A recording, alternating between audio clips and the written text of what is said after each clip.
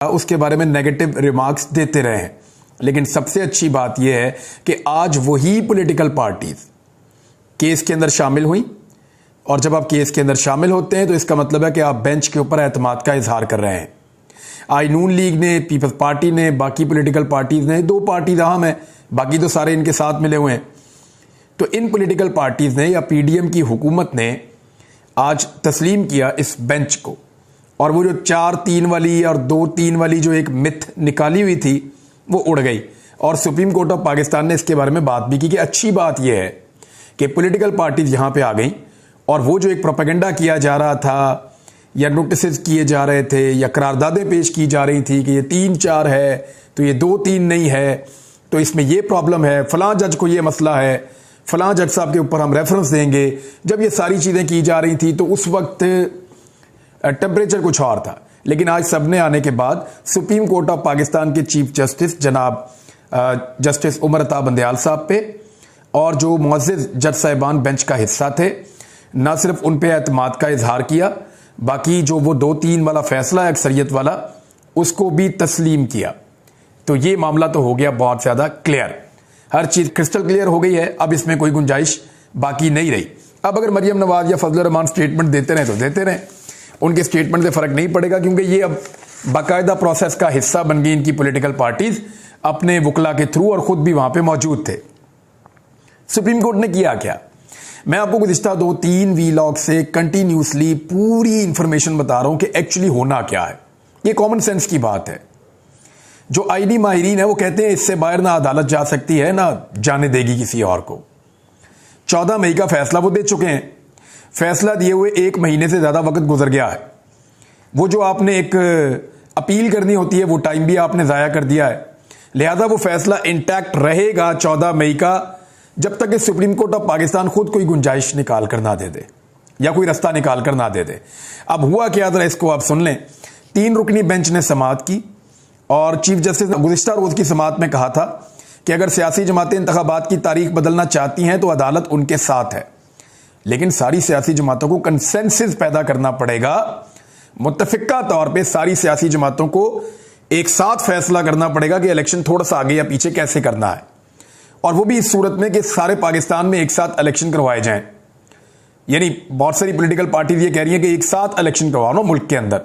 Establishment भी यही कहती है, इलेक्शन कमीशन भी यही कह रहा है कि एक साथ इलेक्शन करवाएं। तो फिर एक साथ इलेक्शन का मतलब यह है कि अब आपने जो 2 असेंबलियां तहरील हो गई हैं उनका थोड़ा सा टाइम ड्यूरेशन आपको बढ़ाना पड़ेगा 90 दिन से। तो वो गुंजाइश तभी मिलेगी जब बाकी असेंबलियां तहरील होकर इसके साथ इलेक्शन करवाने के लिए तैयार हो जाएं। अब चीफ जस्टिस ने कहा था कि सियासी जमातें एक मौके पर आ जाएं तो गुंजाइश निकाल सकते हैं। सियासी मुज़ाकरात में इत्तफाक़े राय हुआ तो ठीक है, वरना हम 14 मई का हुक्म दे चुके हैं। अब सुप्रीम कोर्ट ने आज क्या कहा, उन्होंने कहा हमने 14 मई का फैसला कायम रखना है।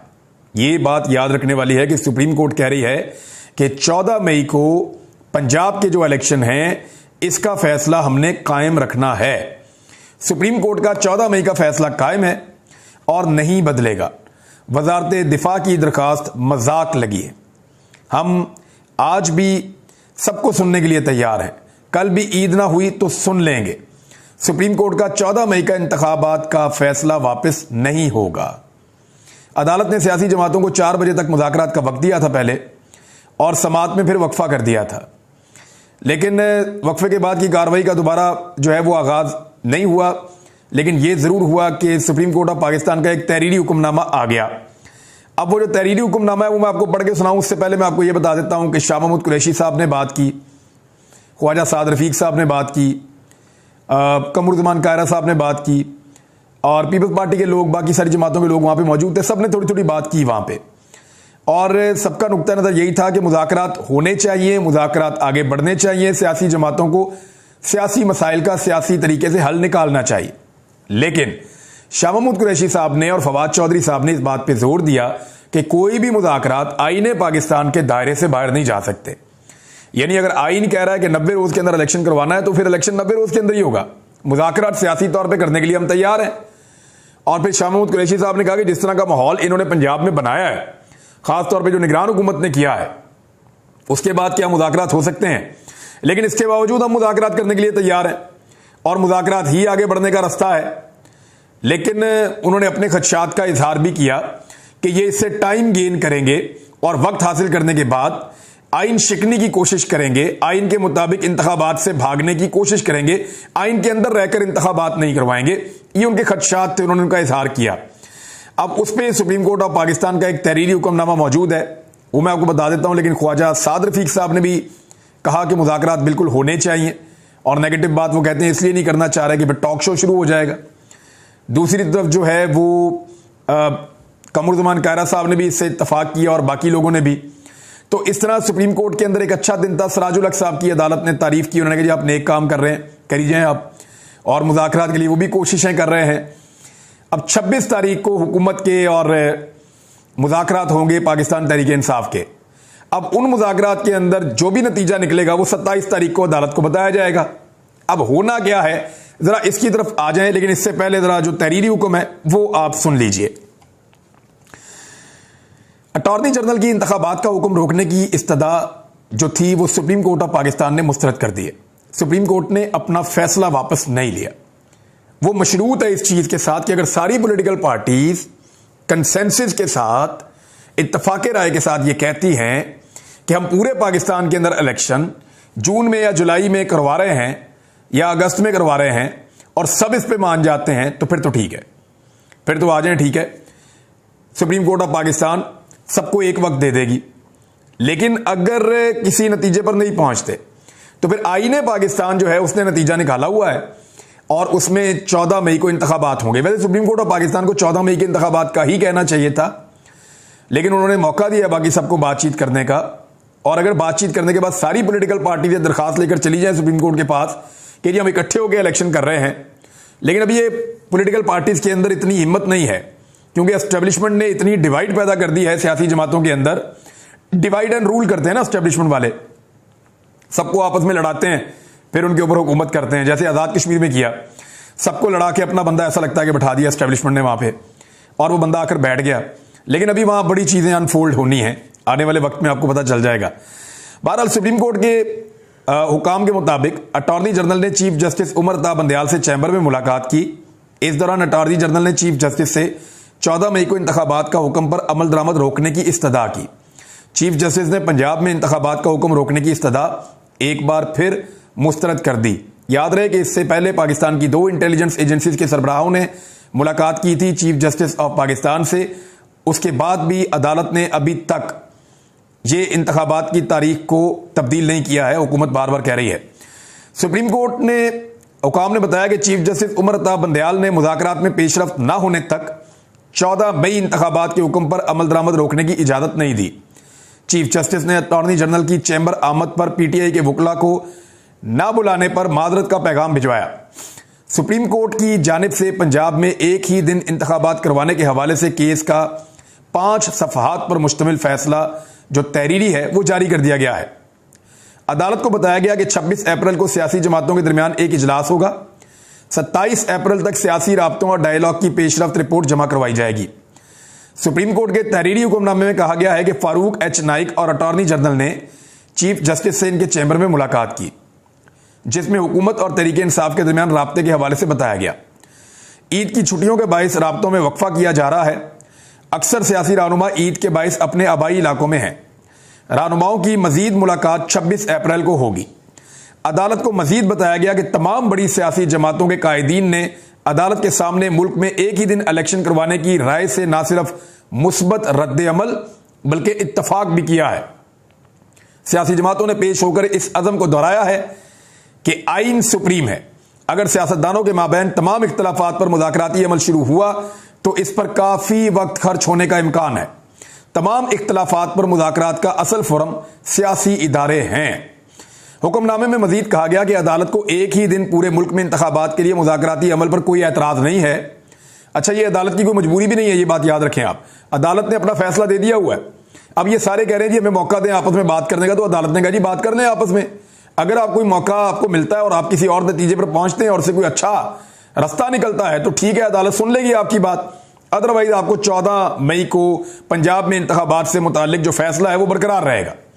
और तमाम एग्जीक्यूटिव अथॉरिटीज 14 मई को पंजाब में इलेक्शन के फैसले पर अमल दरामद कराने की पाबंद हैं। अब चाहे सिक्योरिटी का मामला है, अब चाहे फंड्स का मामला है, एग्जीक्यूटिव अथॉरिटीज रिस्पॉन्सिबल हैं, जिम्मेदार हैं पंजाब में 14 मई को इलेक्शन करवाने की, पाबंद है। केस की मजीद समाअत 27 अप्रैल को होगी। शाह मोहम्मद कुरैशी साहब ने बाद में मीडिया से बात की, फवाद चौधरी साहब ने की, बाकी लोगों ने भी की, सारे अपनी अपनी बात करते रहे हैं, लेकिन कुछ चीजें बड़ी क्लियर हैं। लगता ऐसे है कि जैसे अदालत को इस बात का यकीन दिलाया गया है किसी जानिब से कि मुज़ाकरात का कोई ना कोई नतीजा निकल आएगा, लेकिन अदालत इसके बावजूद ये कह रही है कि अगर मुज़ाकरात का नतीजा नहीं भी निकलता तो कोई फर्क नहीं पड़ता, हम आइन को नहीं तोड़ सकते और इंतखाबात जिन 2 सूबों के अंदर असम्बलियां तहलील की गई हैं वहां पे आइन के मुताबिक होंगे। एक तरफ तो गवर्नर को खमियाजा भुगतना पड़ेगा और दूसरी तरफ सुप्रीम कोर्ट ऑफ पाकिस्तान ने, क्योंकि वहां पे गवर्नर इन्वॉल्व नहीं था, तो सदर पाकिस्तान के हुक्मनामे के बाद, तारीख देने के बाद सुप्रीम कोर्ट ऑफ पाकिस्तान ने फिर एक तारीख जारी की है काफी कानूनी लड़ाई के बाद, और अब वहां पे इलेक्शन उसी तरीके से होंगे। इमरान खान साहब को नायल करने का खतरा बहुत ज्यादा बढ़ जाएगा, ये बात आप मेरी याद रखिएगा। उन्हें रस्ते से हटाने के लिए कोशिशें तेज की जाएंगी अगर ये इंतखाबात की तरफ मामला जल्दी गया तो, क्योंकि एस्टेब्लिशमेंट के अंदर मौजूद ताकतवर लोग इमरान खान से खाइफ हैं। वो ये चाहेंगे कि अब टाइम बहुत थोड़ा रह गया है, अपने ऑपरेशंस को और अपनी चीजों को तेज करें। लेकिन क्या जब मुज़ाकरात हो जाएंगे पॉलिटिकल पार्टीज के दरमियान और एक कंसेंसस हो जाएगा तो उसके बाद वो ऐसा कर पाएंगे? ये भी बड़े सवालात हैं। बड़ा इंटरेस्टिंग टाइम आगे आने वाला है। मौलाना फजलुर रहमान साहब के लिए बड़ा दिलचस्प टाइम शुरू हो गया है। फजलुर रहमान साहब तो ऐसा लगता है सिर्फ गुस्से के अंदर वो उन्होंने गालियां नहीं दी, सिर्फ बहुत बुरी हालत थी फजलुर रहमान साहब की।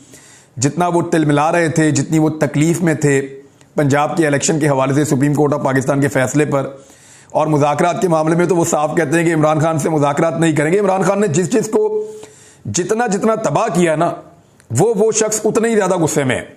यानी आप गौर करें, सबसे ज्यादा गुस्सा नवाज शरीफ को आता है, फजलुर रहमान को आता है, क्योंकि सबसे बड़ा डैमेज इन दोनों को हुआ है। अब जिसको कम डैमेज हुआ उसको कम गुस्सा आता है, लेकिन इमरान खान के बहुत ज्यादा खिलाफ हैं। फजलुर रहमान का प्रॉब्लम क्या है, जरा इसको टेक्निकली आप समझ लें।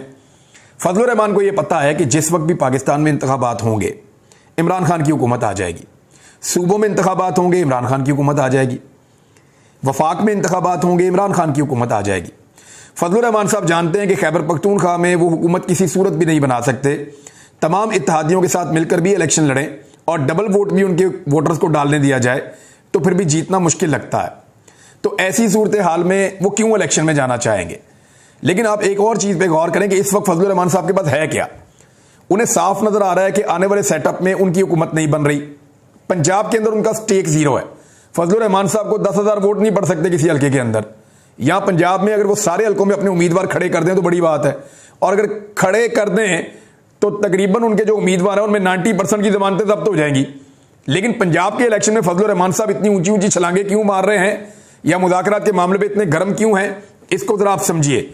मरियम नवाज ने भी स्टेटमेंट दे दिया है कि इमरान खान के साथ मुज़ाकरात नहीं करेंगे, फितना फसाद वालों के साथ बातचीत नहीं हो सकती। ऐसा लगता है कि मरियम नवाज और नवाज शरीफ की बात सुनना बंद कर दी उनकी पार्टी ने। उनकी पार्टी अदालत में मुज़ाकरात की हामी है, उनकी पार्टी अदालत में मुज़ाकरात के लिए वक्त मांग रही है, और वो लोग ये कह रहे हैं कि हमने तो मुज़ाकरात करने ही नहीं है। तो एक दरार पड़ गई है इनके आपस में इत्तेहादियों में। बिलावल मुज़ाकरात के हामी हैं, जरदारी साहब भी हामी हैं, नून लीग और फजलुर रहमान एक और कहानी सुना रहे हैं। अभी सबके मसले छोड़ देते हैं, बाद में बात करेंगे किसका क्या प्रॉब्लम है। लेकिन सबसे पहले जो बात है करने वाली, वो बात है जनाब मौलाना फजलुर रहमान साहब की। देखें, मौलाना फजलुर रहमान साहब के लगभग 1 दर्जन के करीब बड़े करीबी लोग जो हैं वो अहम ओहदों के ऊपर तैनात हैं। गवर्नर खैबर पख्तूनख्वा जो है वो उनके रिश्तेदार है, हाजी गुलाम अली साहब, और इसके अलावा उनका अपना बेटा वफाकी वजीर है। बेटे के अलावा उनके पास मजीद 3 वफाकी वज़रा मौजूद हैं। तो मौलाना फजलुर रहमान साहब के पास काफी ताकत मौजूद है इलेक्शन ना लड़ने की सूरत में। यानी जब तक वफाकी हुकूमत शहबाज शरीफ की रहेगी, मौलाना फजलुर रहमान साहब के पास ये ताकत रहेगी। उन्होंने मुख्तलिफ जगहों के अंदर अपने 1 दर्जन के करीब बंदे बड़े अहम जगहों पे एडजस्ट किए हुए हैं। अब ये बंदे कब तक रह सकते हैं? जब तक वफाकी हुकूमत है। जिस दिन वफाकी हुकूमत चली गई, मौलाना फजलुर रहमान साहब का इक़्तिदार खत्म हो गया, और उन्हें यह पता है कि दोबारा वफाकी हुकूमत नहीं मिलेगी। और जिस वक्त इमरान खान साहब आएंगे वो पहला काम ये करेंगे कि खैबर पख्तूनख्वा से मौलाना फजलुर रहमान साहब का जो रिश्तेदार हैं उनको गवर्नर के ओहदे से उतार देंगे। अब फजलुर रहमान साहब ये चाहते हैं कि जितनी देर इक़्तिदार रहे उतनी देर तो रहे। इतना लंबा अरसा वो इक़्तिदार से बाहर रहे हैं, कश्मीर कमेटी भी उनको नहीं मिली और आगे भी 5 साल उनको कोई उम्मीद नहीं है, तो फजलुर रहमान साहब की तिलमिलाहट या जो उनका गुस्सा है या जो उनका रंज है, जो तकलीफ उनके चेहरे पे आपको नजर आ रही है, उसकी रीजन यही है कि वो जो बचा कुचा थोड़ा बहुत इक्तदार है उसको खोना नहीं चाहते। वरना पंजाब में उनका क्या स्टेक है? वहां पे इलेक्शन फजलुर रहमान साहब तो कभी जीत नहीं सकते, या नून लीग जीतेगी या इमरान खान जीतेंगे। खैबर पख्तूनख्वा में वैसे ही फजलुर रहमान साहब की जमात का पटाखा बज गया है। अब फजलुर रहमान साहब ने जो अली अमीन गंडापुर के साथ किया है, वो आज जब मीडिया के सामने आए तो उनके बाल कटे हुए थे। ये बात कल महर शराफत ने बताई थी। मैंने जब बाद लोगों से राब्ता किया तो उन्होंने कहा कि जबरदस्ती नहीं की गई, लेकिन अली अमीन गंडापुर असल बात बताएंगे कि जब वो गिरफ्तार थे उनको खैबर पख्तूनख्वा से यहां लाया गया, पंजाब में भक्कर से लाहौर लाया गया, तो उनके साथ एक्चुअली हुआ क्या था वो खुद बता देंगे। उन्होंने खुद बाल कटवाए हैं और ज्यादा लोग उनके जो करीबी हैं उनमें 1-2 लोगों से मेरी बात हुई है, वो ये कह रहे हैं कि उनको तंग बहुत किया जा रहा था, ना उन्हें पानी फराम किया जाता था, ना उनको नहाने के लिए कोई वो शैम्पू वगैरह फराम किया जाता था, कुछ भी नहीं है, उनको सहूलियत ही कोई नहीं दे रहे, तंग बहुत कर रहे हैं। तो इतने लंबे बालों के साथ आदमी गुजारा नहीं कर सकता। बहरहाल ये एक तरह की फस्तायत है, एक तरह का जुल्म और जबर है जो हो रहा है। और फजलुर रहमान साहब के कहके मैंने एक दिन पहले सुने, तो जरा एक लम्हे के लिए सोचिए कि फजलुर रहमान और उनका बेटा जेल में बंद हैं और उनके साथ भी इसी तरह की सूरत की जा रही है, तो इनके ऊपर क्या गुजरेगी? सोचिए जरा एक लम्हे के लिए। अली अमीन गंडापुर से ज्यादा तो जुर्म किए होंगे इन्होंने, और गंडापुर ने जो फजलुर रहमान साहब के साथ इलेक्शन में करनी है वो आप सोच भी नहीं सकते और फजलुर रहमान खुद भी नहीं सोच सकते। बहरहाल अब तक के लिए इतने, अपना ख्याल रखिएगा, अपने चैनल का